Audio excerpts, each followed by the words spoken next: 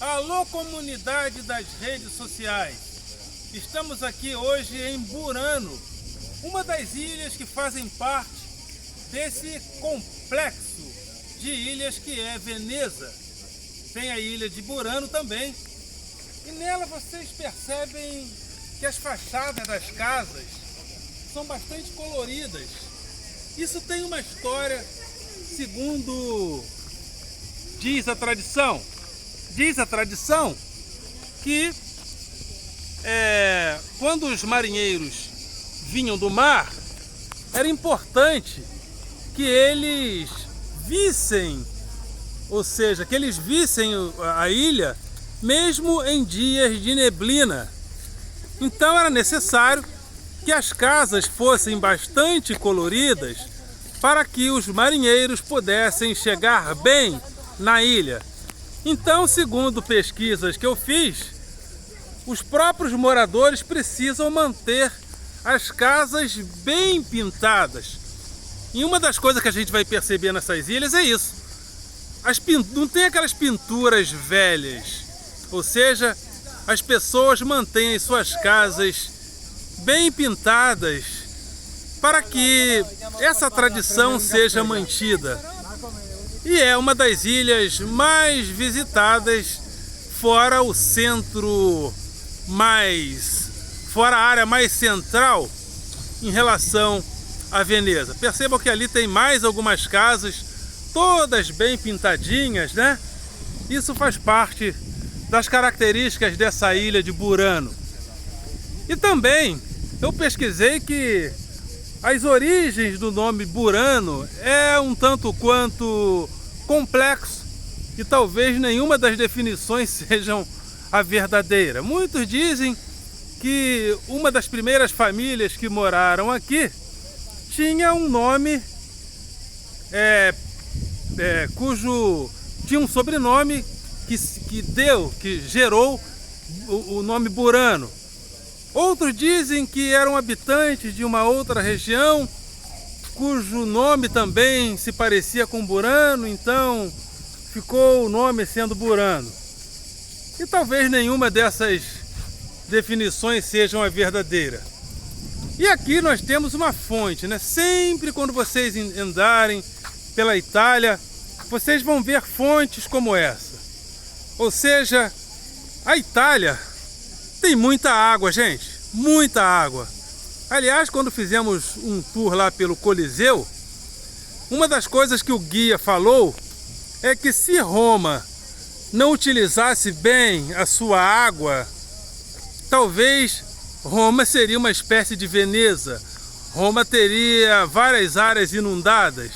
E o mais interessante que a gente percebe em Roma, em Florença, em Veneza, é que a água, a impressão que a gente tem é que tem tanta água que ela está sendo desperdiçada, né? São várias fontes, o que eles chamam de fontanas, né? E em várias dessas fontes ou fontanas, a água sempre está jorrando. É interessante, gente, é muita água em Roma, ou seja, é muita água na Itália. E a impressão que a gente tem é que nessa fase de crise climática no mundo, que também as pessoas têm preocupações com crises hídricas, parece que a Itália seria uma boa alternativa. Geralmente as pessoas pensam na Amazônia, mas pelo que eu estou percebendo, a Itália seria uma boa alternativa para a crise hídrica no mundo, talvez, porque como tem água na Itália. Vamos andar um pouquinho por essa ilha, né? Essa ilha faz a gente ficar contemplativo, né? Ela nos leva a outros estados de contemplação. Ali mais um poço, olha. Isso é muito comum na Itália, vocês encontrarem fontes ou fontanas, como eles falam, e esses poços artesianos tem em todos os lugares. Quase todos os bairros se encontram esse tipo de estrutura, de infraestrutura. Então, esse local nos leva a outros estados de contemplação. E o que a gente faz diante de um estado que nos leva a contemplar e que nos leva a pensar? O que nós fazemos? Pensamos. Por quê? Porque nós estamos vivendo uma época de muita tagarelice. De muita tagarelice no mundo, de muita tagarelice nas redes sociais, de muita tagarelice nos meios de comunicação, de muita tagarelice no meio político. E principalmente no Brasil hoje, nós temos um presidente tagarela, né? O presidente do Brasil é um tagarela, ou seja, ele fala. O presidente Bolsonaro é uma espécie de chacrinha, né? Alô, tensão! Alô, tensão! Chacrinha, né? Quem quer o bacalhau da El Que Maravilha? Quem quer a mandioca do Cine Magal? Então, o Chacrinha fazia esse tipo de espetáculo e Bolsonaro parece que gosta de fazer esse tipo de espetáculo, né? E é um chacrinha, gente. Ele realmente ele consegue nos manter entretidos falando sobre coisas que não tem absolutamente nenhum fundamento, nenhuma importância. Nós ficamos horas falando do absurdo de instituições que querem unir o banheiro masculino com o banheiro feminino, ou seja, como se isso fosse importante, ou seja, as pessoas diante de um país que está literalmente retornando ao mapa da fome do mundo, as pessoas estão discutindo ou querendo discutir se o banheiro deve ser unido com o banheiro, se o banheiro deve ter a união de homens e mulheres no banheiro. Como se encontros amorosos em banheiros dependessem desse tipo de coisa. Aliás, quem frequenta banheiros públicos percebe que as coisas que as pessoas escrevem no banheiro, ou seja, denota que os encontros não necessariamente são encontros heterossexuais, né? Então, quando a gente não tem muito a dizer, quando a gente tem... O que a gente deve fazer? A gente deve pensar e a gente deve contemplar. Olha só que beleza, gente. O que fazer diante de uma paisagem como essa, a não ser muitas das vezes pensar e contemplar? Não é isso? Então vamos fazer isso. Aproveitar certos tempos. Aliás, as férias, elas servem para isso também. As férias, o momento de lazer, porque as férias e o momento de lazer, eu costumo dizer que ela nos leva para lá, mas muito mais que nos levar para lá, as férias e os momentos de lazer nos trazem para cá. Eu quando caminho, eu não caminho para os lugares que eu vou necessariamente, eu caminho para mim. Porque é muito mais importante que ter para onde ir. Agora, por exemplo, eu estou em Burano. Mas muito mais importante que estar em Burano é ter para quê e para quem voltar. Então eu volto. Eu volto para as minhas escolas. Eu volto para os meus alunos. Eu volto para a minha mãe. Eu volto para os meus irmãos. Eu volto para os meus livros. Eu volto para os meus seguidores. Eu tenho um canal que já passou de 6.000 inscritos. Eu não gosto muito da palavra seguidores, porque dá a impressão que eu estou convocando as pessoas para me seguir meio que cegamente. Não, eu não gosto da palavra seguidores. Eu prefiro a palavra inscritos. Eu me sinto mais confortável. Porque esse negócio de seguidor é uma coisa meio estranha, porque eu Eu não gosto de influenciar pessoas. Não sei, eu não me sinto um influenciador. Eu gosto de inspirar as pessoas. Se uma pessoa se sente inspirada por uma atitude minha, ou por uma realização minha, ou por uma palavra minha, eu me sinto feliz, porque a pessoa que se sente inspirada por mim, ela vai ter como influenciadora muito mais ela do que eu, entendeu? Então eu acho que eu preciso inspirar, eu gosto de inspirar. E se eu não consigo inspirar, eu me sinto frustrado, né? Porque o meu objetivo também em ter um canal é inspirar pessoas a fazer as suas próprias narrativas, né? As suas próprias narrativas. E uma das coisas que eu tenho falado com as pessoas às vezes é isso. É importante que elas pensem no que elas estão fazendo. Você está pensando no que você está fazendo? E é importante fazer essa pergunta.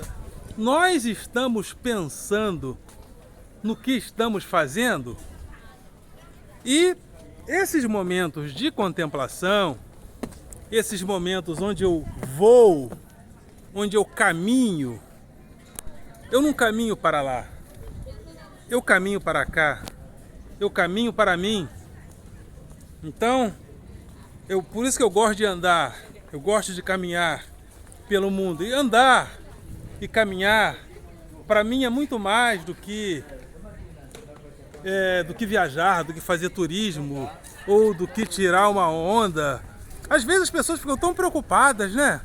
O cara tá postando porque ele quer tirar onda, porque ele quer aparecer. Aí dá vontade de falar, não, eu tô postando porque eu quero sumir, eu não quero aparecer não. Mas que idiotice! Ah, o cara quer aparecer, não tem problema o cara querer aparecer. Isso não é problema para ninguém.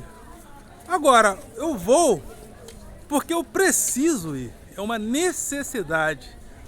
Hoje, com os investimentos que eu faço em viagem, eu poderia muito bem, se fosse o caso, ter, por exemplo, um carro do ano, por exemplo. Mas eu nunca me interessei em aprender a dirigir, porque o ônibus e o Uber me servem de uma maneira satisfatória. A carona que alguns professores me dão às vezes quando eles querem me dar uma carona, serve também de maneira satisfatória. Então eu nunca quis nunca priorizei ter um carro, porque ter um carro não é prioridade para mim. Então eu jamais iria querer tirar onda com um carro, porque um carro não é prioridade para mim. Agora, andar pelo mundo, para mim, é uma prioridade. E como isso é uma prioridade para mim, eu saio andando, eu saio caminhando, eu saio fotografando, eu saio compartilhando. Até porque eu acho muito egoísmo passar por tanta maravilha que o mundo nos oferece e não mostrar para ninguém o que o mundo tem para nos oferecer, o que as culturas e o que as tradições têm para me oferecer. Por exemplo, eu estou agora em Burano. Gente, há condições de passar por um lugar como esse, colorido como esse, com umas ruas charmosas como essas, e não compartilhar com ninguém e guardar só para mim? Eu acho um desperdício. E uma das coisas boas que aí eu entraria numa coisa boa que as redes sociais nos traz é isso, essa possibilidade de compartilhar. Aliás, quem falou isso foi eu cito pouco esse filósofo, ou esse pensador, ou esse orador, porque não me identifico tanto com o Mário Sérgio Cortella. E quando a gente não se identifica muito, a gente fala pouco. Mas ele falou isso, as redes sociais nos trazem a oportunidade de compartilhar, E por que não compartilhar momentos especiais das nossas vidas, momentos onde a gente pode caminhar pelo mundo, fotografar esse mundo, filmar esse mundo cheio de alternativas extraordinárias.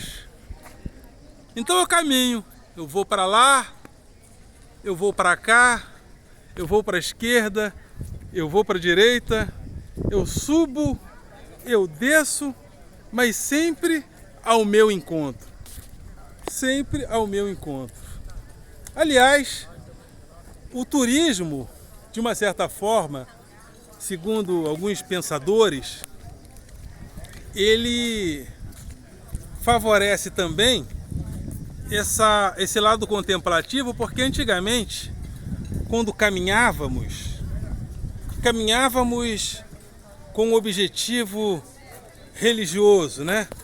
Fazíamos peregrinações, por exemplo, em lugares religiosos, em centros religiosos. Não que tenhamos deixado de fazer isso, continuamos fazendo.